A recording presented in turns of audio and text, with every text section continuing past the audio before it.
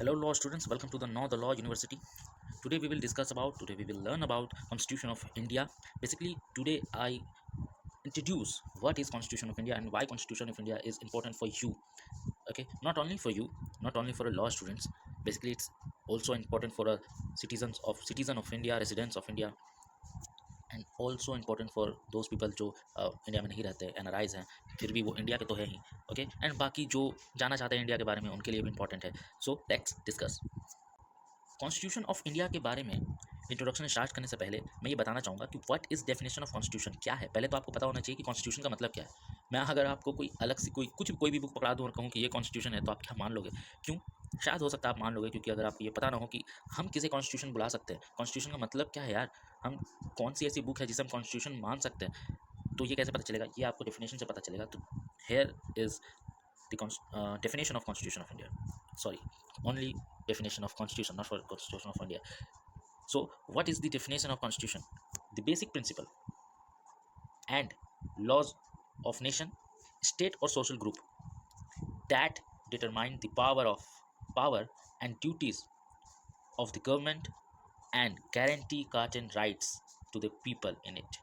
That means constitution एक basic law है. Okay, जो किसी भी नेशन, स्टेट एंड वहाँ के सोशल ग्रुप्स को, पावर्स को, ड्यूटीज़ को डिटरमाइन करती है, वहाँ के गवर्नमेंट को डिटरमाइन करती है, उन्हें बताती है कि आपकी क्या पावर्स है, आपके पास क्या पावर्स है एंड आपके पास क्या ड्यूटीज़ है. ओके, कौन कौन सी ड्यूटीज़ हैं आपकी, कौन कौन सी पावर है, ये चीज़ वो गवर्नमेंट को बताती है. कॉन्स्टिट्यूशन वो नेशन को बताती है, वो स्टेट्स को बताती है.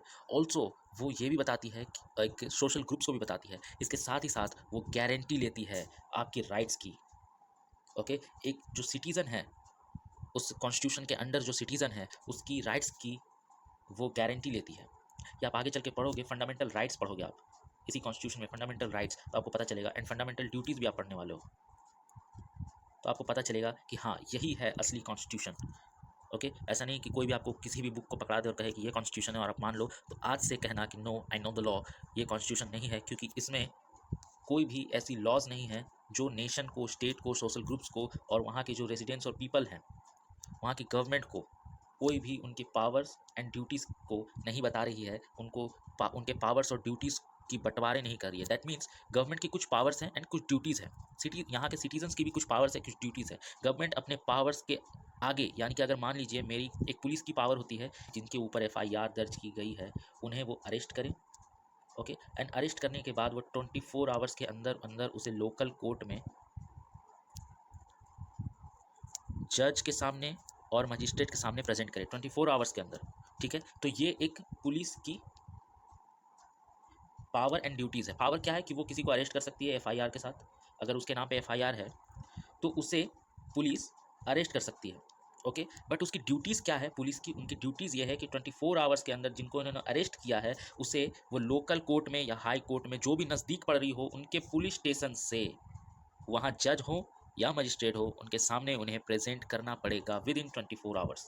तो ये है उनकी पावर एंड ड्यूटीज़. इसको डिफाइन कौन करता है, इसे बताता कौन है कि भाई साहब, पुलिस साहब, यही आपकी ड्यूटीज़ है, यही आपके पावर्स हैं, इसके आगे आप नहीं कर सकते. आप 24 आवर्स से ज़्यादा आप नहीं रख सकते एक अरेस्ट पर्सन को.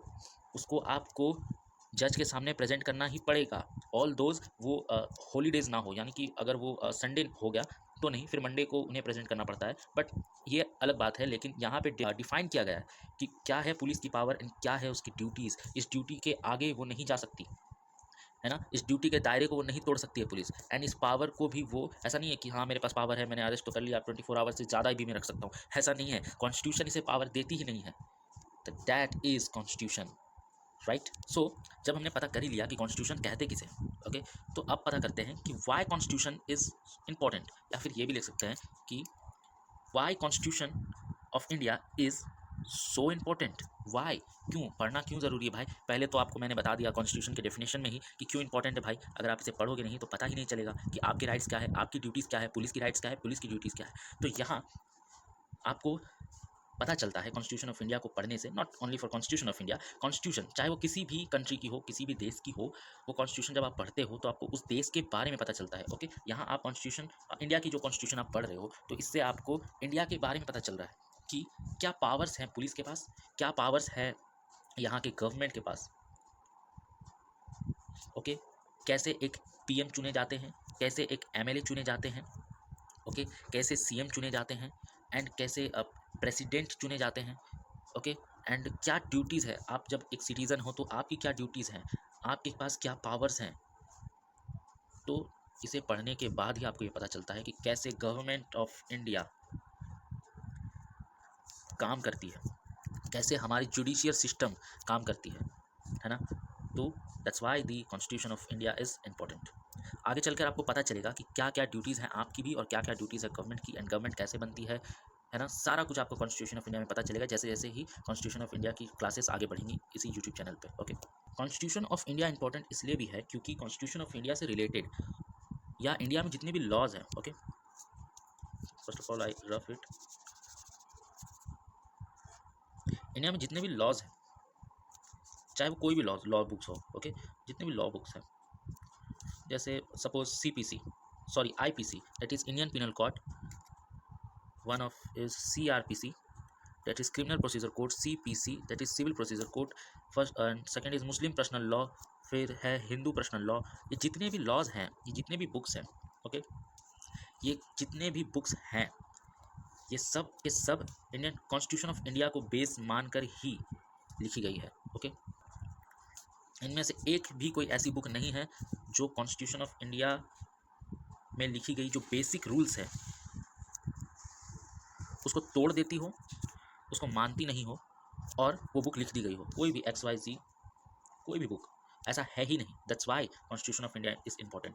अगर आप कॉन्स्टिट्यूशन ऑफ इंडिया को पढ़ लेते हो तो आपको पता चलता है कि आईपीसी पे जो कुछ धाराएं हैं वो कैसे कॉन्स्टिट्यूशन ऑफ इंडिया से जुड़े हुए हैं, या सीआरपीसी से, सीपीसी से, एमपीएल से, एचपीएल से, that means Muslim personal law and Hindu personal law. Okay, and this is constitution of India. ये है Indian penal code, criminal procedure code, code of civil procedure that means CPC, Hindu personal law and Muslim personal law. ये जितने भी books हैं आपके सामने, सिर्फ इतनी ही बुक्स नहीं है, बाकी इंडिया की तो बहुत सारी बुक्स हैं। फैमिली लॉ है, कॉर्पोरेट में कंपनी लॉज वगैरह हैं, बहुत सी चीज़ें, बहुत सी बुक्स हैं। अभी तो आपको बहुत सी बुक्स पढ़नी है, बट ये जितने भी बुक्स हैं वो सब के सब कॉन्स्टिट्यूशन ऑफ इंडिया से को ही बेस मानकर लिखी गई है। इसके अलग से कोई भी बुक्स नहीं लिखी हुई है। ओके, अब आप समझ चुके हैं कि कॉन्स्टिट्यूशन ऑफ इंडिया क्यों इंपॉर्टेंट है ना। तब आप बात करते हैं कि who is the father of constitution of India. अब कॉन्स्टिट्यूशन ऑफ इंडिया के बारे में बात करते हैं, ठीक है, कि कॉन्स्टिट्यूशन ऑफ इंडिया के फादर किसे माना जाता है। आई नो हर किसी को पता है, ये बहुत सीली सा क्वेश्चन है, मेरे लिए भी बहुत सीली सा क्वेश्चन है कि कौन हो सकता है ये।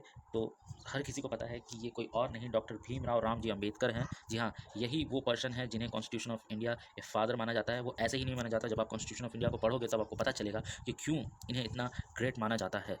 ओके, जब कॉन्स्टिट्यूशन ऑफ इंडिया के फादर के बारे में आप जान गए हो तो अब ये भी आप जानो कि जो बुक है कॉन्स्टिट्यूशन ऑफ इंडिया, इसे लिखा कैसे गया। बुक जो है वो हमेशा दो तरीके से लिखी जाती है, एक तो रियल स्टोरीज़ पे, रियल एक्सपीरियंस पे, ओके, और एक होती है फ्रिक्शनल, है ना। तो कॉन्स्टिट्यूशन ऑफ इंडिया तो रियल बुक है, ये फ्रिक्शनल तो है नहीं, मनगढ़ंत कहानी तो है नहीं ये, तो इसे लिखा गया। तो जब रियल बुक लिखी जाती है तो वो कहीं एक्सपीरियंस की जाती है, लिखी, कोई बताता है कि हाँ भाई मेरे साथ भी हुआ था, तभी वो बुक जो है वो लिखी जाती है ना, वो राइट की जाती है, लिखी जाती है उसे। तो भीमराव अम्बेडकर जी ने ये कॉन्स्टिट्यूशन ऑफ इंडिया जो बुक है इसे लिखा कैसे। नॉट भीमराव अम्बेडकर जी इसके राइटर नहीं है, इन्होंने लिखा नहीं है, बट हाँ इनकी जो एक कमेटी है जिसका नाम जो है, ओके, जो कमेटी उनकी बनाई गई थी, दैट इज़ उनकी कमेटी बनाई गई थी 24 अगस्त 1947 में, यानी कि आज़ादी से ठीक बाद ही ये कमेटी बनाई गई थी, जिसे कहते हैं, जिनका नाम था ड्राफ्टिंग कमेटी। ओके, इसे ड्राफ्टिंग कमेटी कहा जाता है। ये ड्राफ्टिंग कमेटी में टोटल 7 पर्सन थे, डॉक्टर भीमराव रामजी अंबेडकर को लेकर 7 पर्सन थे। ओके, यहाँ एक क्वेश्चन बनता है कि डॉक्टर भीमराव रामजी अंबेडकर के अलावा और जो बाकी के 6 पर्सन हैं वो कौन थे। तो ये आप इंटरनेट पे सर्च करो और इसकी जो आंसर है वो मुझे कमेंट करके बताओ, ठीक है। जिसका आंसर सही होगा, सही क्या, सही तो सबका ही होगा, क्योंकि जिनको पता है वो कमेंट करना, ठीक है, और जिन्होंने इंटरनेट से सर्च किया है वो भी कमेंट करना। ओके, तो उन 6 पर्सन के नाम मुझे जानने हैं कि आप लोगों को पता है या नहीं कि इस ड्राफ्टिंग कमेटी में जो 24 अगस्त 1947 में बिठाई गई थी, सिर्फ इसलिए ताकि कॉन्स्टिट्यूशन ऑफ इंडिया को बनाया जा सके, लिखा जा सके, क्योंकि 15 अगस्त 1947 में जो है वो इंडिया आज़ाद हुई थी। सो तब हमें कोई ना कोई तो ऐसी कॉन्स्टिट्यूशन की ज़रूरत थी, है ना, किसी ना किसी कॉन्स्टिट्यूशन की तो हमें ज़रूरत थी जो हमारे इंडिया को, हमारे इंडिया के रेजिडेंट्स को, गवर्नमेंट को पावर दे सके इंडिया को चलाने के लिए।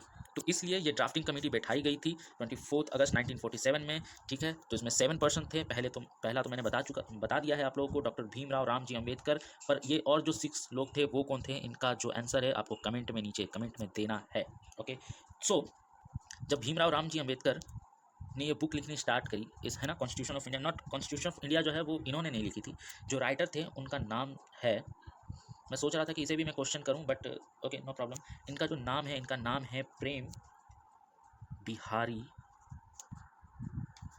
बिहारी नारायण जी ने ही कॉन्स्टिट्यूशन ऑफ इंडिया को लिखा था अपने हाथों से। बेसिकली कॉन्स्टिट्यूशन ऑफ इंडिया जो है वो हैंड रिटन है, एक हैंड रिटन बुक है।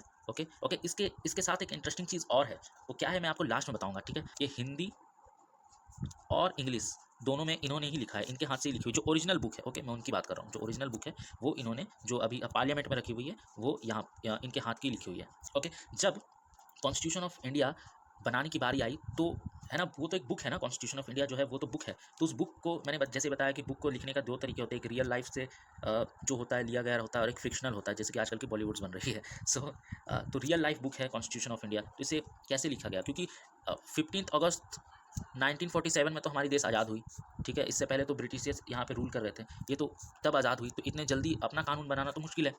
तो भीमराव अम्बेडकर जी ने कैसे इस कॉन्स्टिट्यूशन ऑफ इंडिया को लिखा, कैसे गाइड किया इसे पूरी तरीके से, है ना।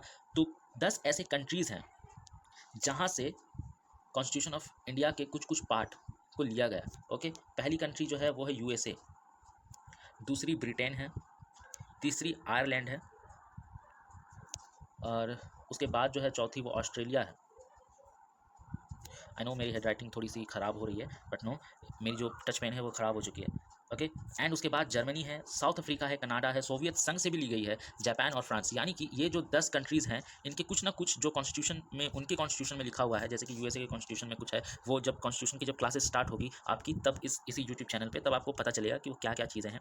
जो जैसे कि ये कॉन्स्टिट्यूशन ऑफ इंडिया है, ठीक है, इसकी कुछ रूल्स हैं जो ब्रिटेन से मैच कर रही होगी। ओके, है ना, वो ब्रिटेन से मैच कर रही होगी। कुछ रूल्स ऐसे हैं जो कि आयरलैंड से मैच कर रही होगी, कुछ रूल्स ऐसे हैं जो ऑस्ट्रेलिया से मैच कर रही होगी, है ना, और कुछ रूल्स ऐसे होंगे जो यूएसए से मैच कर रही होगी, कुछ रूल्स ऐसे होंगे जो जापान से मैच कर रही होंगी, कुछ रूल्स ऐसे होंगे जो फ्रांस से मैच कर रही होगी। तो इन 10 कंट्रीज से ये जो उस टाइम जब कॉन्स्टिट्यूशन ऑफ इंडिया को बनाया जा रहा था, तब उस टाइम ये वहाँ के रूल्स को पिकअप किया गया था। तो है ना, कभी यूएसए से, कभी ब्रिटेन से कुछ रूल्स, जो भी वहाँ के स्ट्रॉन्ग रूल्स थे, कुछ आयरलैंड्स के, कुछ ऑस्ट्रेलिया के, कुछ जापान के, फ्रांस के, है ना, उसके बाद कुछ साउथ अफ्रीका के, कुछ जर्मन के भी है, सोवियत संघ के भी हैं। तो वहाँ के रूल्स को पिक किया गया और इस तरह बन के तैयार हुई हमारी कॉन्स्टिट्यूशन ऑफ इंडिया, जो इतने बड़े देश को चला रही है। हाँ, एक इंटरेस्टिंग चीज़ जो मैंने कहा था, मैं आप लोगों को लास्ट में बताऊंगा, वो ये है कि जब प्रेम बिहारी नारायण जी, जब इसके जो राइटर हैं, जिन्होंने अपने हाथ से कॉन्स्टिट्यूशन ऑफ इंडिया को लिखा है, जब वो लिख रहे थे तो उन्हें जो है एक खास एक पेन आती है ना, वो होल्डर पिन पेन कहते हैं, होल्डर निप पेन कहते हैं उसे, होल्डर निप पेन कहते हैं उसे। ओके, तो वो पेन का एक खास नंबर है ना, उसका एक नंबर है 303।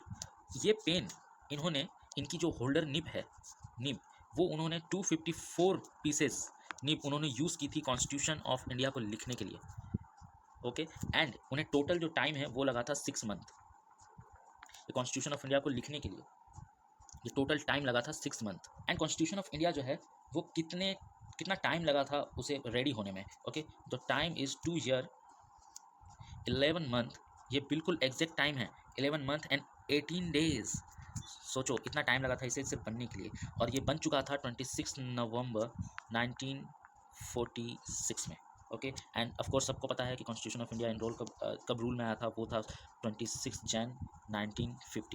जनवरी 1915 में ये लागू हुआ था पूरे इंडिया में, जिसे हम गणतंत्र दिवस के नाम से जानते हैं, रिपब्लिक डे के नाम से हम जानते हैं। एंड इसे बनाने में टोटल रुपीज़ जो खर्च हुए थे वो कुछ इस तरह थे, कुछ इतने रुपए खर्च हुए थे इसे बनाने में। ओके, ये कुछ क्वेश्चंस हैं जो इतने इंपॉर्टेंट हैं, छोटे क्वेश्चंस हैं बट हाँ इंपॉर्टेंट है। And last but not the least, constitution of India को बनाने के लिए जब 24 अगस्त 1947 में एक कमेटी बनाई गई, जिसे ड्राफ्टिंग कमेटी कहते हैं, है ना। इसमें 7 मेंबर्स थे, डॉक्टर भीमराव रामजी अंबेडकर को लेकर। मैंने एक का नाम बता दिया है, बाकी के जो 6 मेंबर हैं उनका नाम आपको कमेंट करना है, कमेंट में बताना है। इंटरनेट सर्च करो, चाहे आपको पता हो तो आप बता दो, पर हाँ कमेंट करना है कि बाकी के 6 मेंबर्स कौन थे। ओके, सो आज के लिए बस इतना ही। नेक्स्ट जो वीडियो आने वाली है वो है कॉन्स्टिट्यूशन ऑफ इंडिया की पहली वीडियो, पार्ट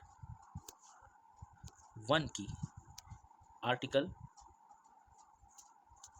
1 to 4। ओके, ये नेक्स्ट वीडियो है। अगर आपको वीडियो पसंद आई तो please share, subscribe and comment. Answer comment करिएगा, कैसी लगी वीडियो ये भी कमेंट करिएगा। कुछ छूट गया है, कुछ बताना है तो आप प्लीज़ नीचे बता दीजिए, मैं उसे पिंग कर दूंगा। And always right, read, gain your knowledge and says I know the law. Thank you.